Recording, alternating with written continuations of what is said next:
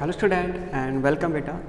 तो हम आपका साइंस का जो 5th चैप्टर था डेट वाज जो कि था आपका तत्वों का आवर्त वर्गीकरण। ठीक है, ये आपका 5वां चैप्टर था, इसको हम पढ़ रहे थे और इसके बारे में हमने 3 साइंटिस्ट आए थे जिनके बारे में हमने पढ़ा था। 3 साइंटिस्ट ने अपनी तरफ से कोशिश की कि जो तत्व हैं उस टाइम पे जो भी खोजे गए थे उनको एक व्यवस्थित तरीके से रखा जा सके। ठीक है, काफ़ी साइंटिस्ट जो थे उन्होंने कोशिश भी की, जैसे आपका स्टार्टिंग में डोबरनाइनर आया, उसने अपनी डोबरनाइनर ट्रिक जिसको बोला गया वो दी।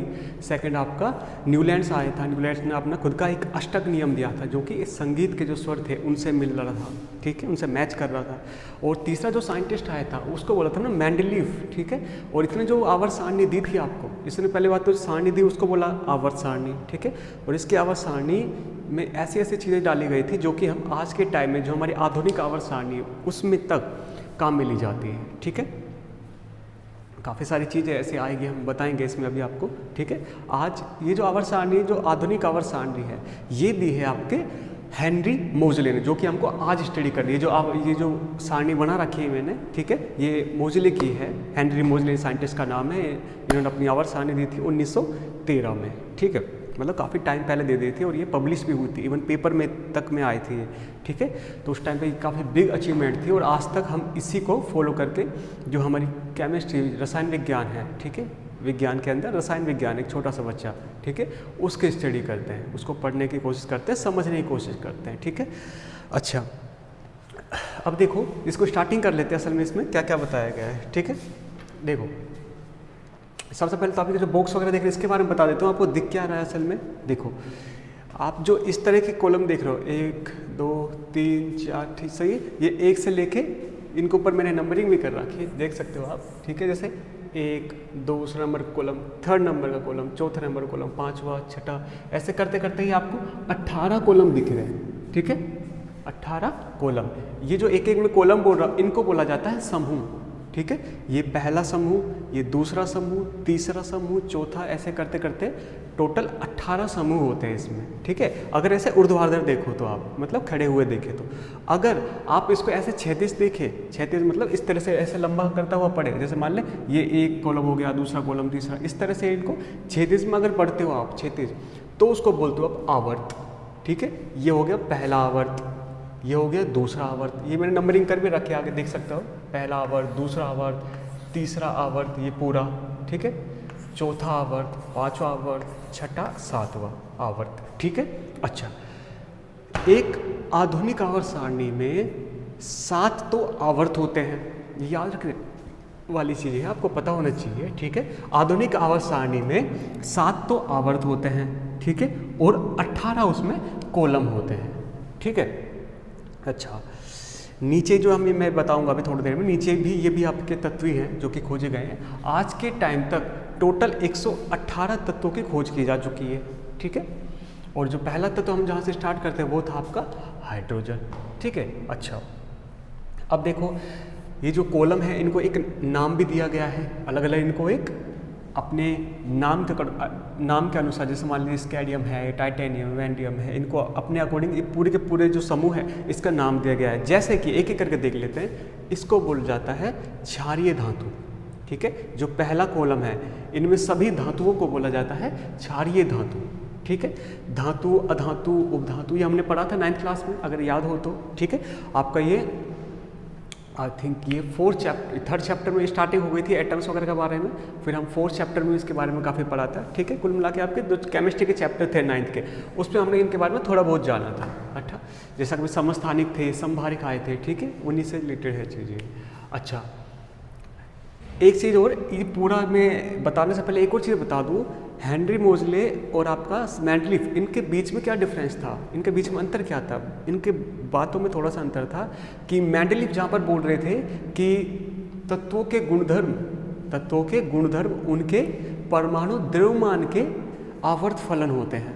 ठीक है, ये बोला था मेंडलीफ ने, लेकिन हेनरी मोजले को ये चीज़ थोड़ी सी ठीक नहीं लगी। थोड़ी सी उन्होंने बोला कि नहीं, अगर इसी तरह से चल रहे हैं तो कुछ कहीं ना कहीं कुछ चीज़ें गड़बड़ आ रही है। ठीक है, वो खराब हो रही है। तो उन्होंने क्या बोला, काफ़ी सारे एक्सपेरिमेंट करके देखे, काफ़ी सारे इनको व्यवस्थित करके देखा, फिर वो एक नतीजे पर पहुंचे। उन्होंने बोला कि तत्वों के रासायनिक और भौतिक गुणधर्म उनके परमाणु संख्या के आवर्त फलन होते हैं। परमाणु संख्या मतलब अगर आप ये जो तत्व है आपके, इन तत्वों को बढ़ते हुए परमाणु संख्या के क्रम में रख दे तो एक निश्चित समय अंतराल बाद उनके गुणधर्म वापस दोहराए जाते हैं।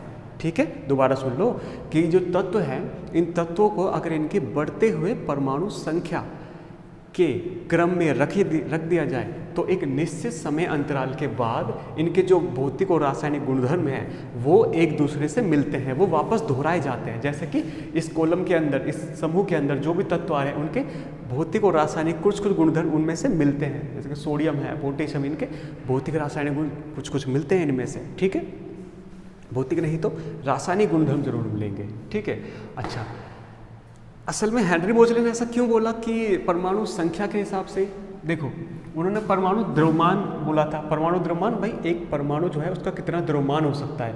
अब उसमें दिक्कत क्या आ रही थी कि दो तत्वों के बीच में कितने और तत्व खोजे जा सकते हैं, ये अपने को नहीं पता लग पा रहा था। ठीक है, हो सकता है भाई 2 और तत्व आ जाए, 10 और तत्व आ जाए, लेकिन इसने इस सारी की सारी जो चीज़ थी, जो गड़बड़ हो रही थी, इसी को ठीक कर दिया। उसने बोला कि मैं जो ये तत्व है इनको बढ़ते हुए परमाणु संख्या, इनके बढ़ते हुए परमाणु संख्या के क्रम में रखूंगा। परमाणु संख्या अगर आपको याद हो तो वो किसी भी परमाणु के अंदर प्रोटॉनों की संख्या बताती है। पता है आपको? प्रोटॉन की संख्या बताती है आपकी परमाणु संख्या। इसको आप जेड से भी दिखाते हो। ठीक है, 9th क्लास में हमने पढ़ा था। मैं चाहता हूं कि आप इस चैप्टर को पढ़ने से पहले 9th क्लास में जो भी हमने तत्वों के बारे में पढ़ा था उसको एक बार दोबारा पढ़ लीजिएगा। ठीक है, फिर इस पे आएगा। ठीक है, तो इसने, हेनरी मोजले ने इस तत्वों को बढ़ते हुए परमाणु संख्या के क्रम में रखा। और परमाणु संख्या क्या बताती है आपको?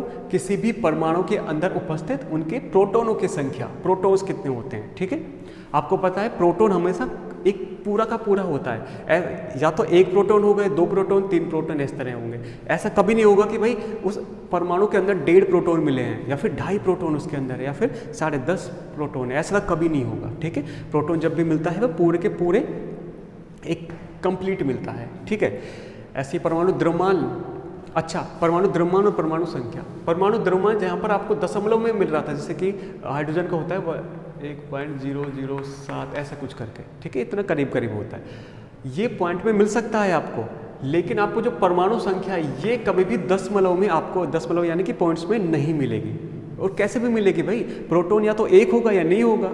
ठीक है, तो उसमें पॉइंट आने का, दशमलव आने का तो कोई सवाल ही नहीं है। ठीक है, अच्छा, ये तो थी थोड़ी इस बात, साइंटिस्ट के बारे में क्या बोला और उन्होंने किस तरह इनको रखने की कोशिश की और वो इसी चीज़ में सफल हुए। ठीक है, जब उन्होंने परमाणु संख्या के हिसाब से रखा ना तो सारी की सारी चीज़ें जो मेंडलीफ गलती कर रहा था वो सारी की सारी चीज़ें ऑटोमेटिकली अपने आप ठीक होने लग गए। ठीक है, अब बात कर लेते हैं इसके बारे में। ठीक है, देखिए जो पहला समूह है, पहले समूह को धातुओं को बोलते हैं क्षारीय धातु। ठीक है, दूसरा जो समूह है, पहला समूह है, दूसरा जो समूह है इसको बोलते हैं क्षारीय मृदा धातु। ठीक है, इनको बीच में अभी 2 मिनट के लिए छोड़िए। ये जो बोरोन है, ठीक है, बीच में बी से बोरोन बनता है, इनके नाम भी आपको याद रखने हैं। बी से बोरोन है, इसको बोलते हैं पूरे समूह को बोरोन परिवार। ठीक है, यहाँ पर कार्बन है तो इसको बोलते हो आप कार्बन परिवार। ठीक है, यहाँ पे नाइट्रोजन है N तो इसको बोलते हो आप नाइट्रोजन परिवार। ऐसे ऑक्सीजन को बोलते हो आप ऑक्सीजन परिवार। ऑक्सीजन के नीचे जो भी तत्व आ रहे हैं उनको एक समूह में रखा गया है ना, उस समूह को बोलते हो आप ऑक्सीजन परिवार। फ्लोरीन के नीचे आते हैं जो, उनको आप फ्लोरीन परिवार या फिर हैलोजन्स बोल सकते हो। जैसे कि हम कल डिस्कस करते, एक वर्ड आया था हैलोजन। ठीक है, वो इन्हीं ये वाले समूह के तत्व है। ठीक है, इनको हैलोजन बोल दो या फिर फ्लोरीन परिवार। ठीक है, ऐसा ही लास्ट में आ जाता है आपका हीलियम परिवार। हीलियम परिवार या फिर इस समूह के जो भी इनके अंदर तत्व है उनको बोलते हैं आप उत्कृष्ट गैसें। ठीक है, उत्कृष्ट गैसें क्यों? क्योंकि ये जो गैसें होती है ये किसी भी अभिक्रिया में भाग नहीं लेती है, जल्दी से किसी भी अभिक्रिया से भाग नहीं होती। ये करीब करीब अक्रिय होती है। अक्रिय मतलब ये किसी भी रासायनिक जो अभिक्रिया होती है उसमें भाग ही नहीं लेती। अगर आप करना भी चाहोगे तो ये अभिक्रिया नहीं करती है। ठीक है, बहुत ही ज़्यादा ही जब आप ऐसी परिस्थितियाँ लाए इसके ऊपर, मतलब इन तत्वों के साथ ऐसे परिस्थितियाँ लाए, कुछ ज़्यादा ही फिक्स जो होती है तो ही ये अभिक्रिया कर पाते हैं। लेकिन हाँ 10th क्लास तक आपके इतनी ही सिलेबस में दिया गया है कि ये अभिक्रिया ना करें, ठीक है। हाँ आप हायर क्लास में जब भी जाओगे 11th 12th में फिर आती है इनकी अभिक्रिया, जो कि एक बिल्कुल फिक्स चीज़ें, मतलब आपका जैसे कि ये तब कर सकते हैं जैसे मान लो आपका बाहर का तापमान कितना है, ठीक है, कितनी संख्या में आपने इन चीज़ों को लिया है, ठीक है, बाहर नमी कितनी है, ये बाहर की जो चीज़ें इनके ऊपर ये निर्भर करता है, ठीक है। हम नॉर्मली इनको एक्रिय गैसेस बोलते हैं या फिर उत्कृष्ट गैसेस, ठीक है।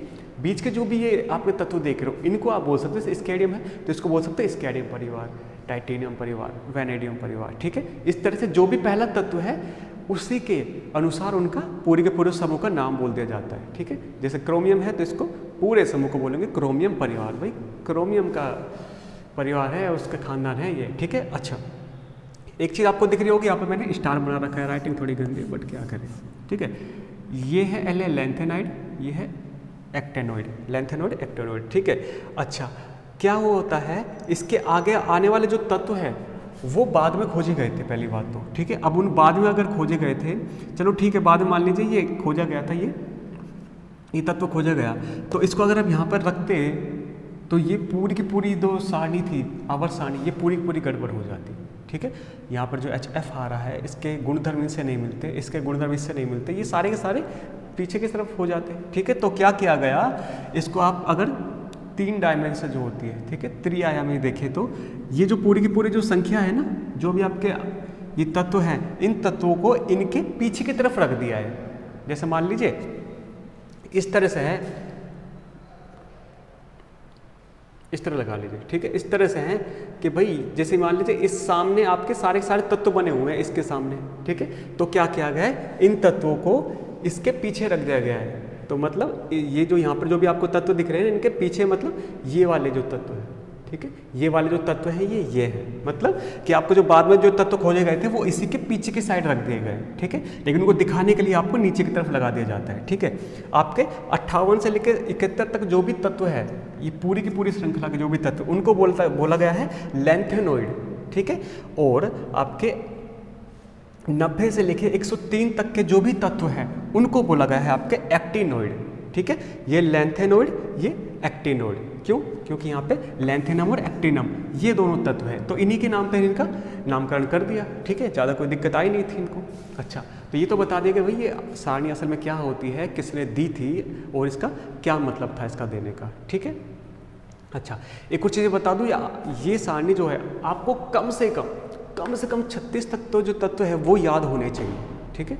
36 तक जो भी तत्व है इनको आपको मुझबान याद होना चाहिए कि भाई कौन सा कितने नंबर पर आया, ऐसा नहीं कि रट के बैठ जाओ, नहीं, आपको ये पता होना चाहिए कि कौन सा तत्व कौन से नंबर पर आ रहा है। जैसे आपको पता होना चाहिए सोडियम 11 नंबर पर आता है, पोटेशियम 19 नंबर पर, जैसे क्योंकि ये जो चीज़ है ना यहाँ तक ये हमको बहुत काम आएगी अभी, ठीक है। जैसे जैसे हम करेंगे ऐसा भी कोई घबराने की जरूरत नहीं है कि सर सारी याद करनी है, चले सारी भी छोड़ो, ये 36 तत्व कैसे याद करेंगे, नहीं, जैसे जैसे हम काम लेंगे तो वैसे वैसे याद होने लग जाएगी। और इनकी कुछ ट्रिक भी है, आप यूट्यूब पर भी देख सकते हो या फिर हम भी बता देंगे, ठीक है, इनको याद करने का तरीका क्या है, ठीक है। लेकिन उससे पहले एक और चीज़ बता दूं, जैसे जैसे हम तत्वों को काम में लेंगे, अपने आगे आएंगे, अभी गुणधर्म पढ़ेंगे हम इनके, जैसे इन तत्वों को काम में लेंगे वैसे वैसे आपको ये याद होती जाएगी, तो ज़्यादा घबराने की जरूरत नहीं है, ठीक है। आराम आराम से होले होले पढ़ेंगे अपन, ठीक है।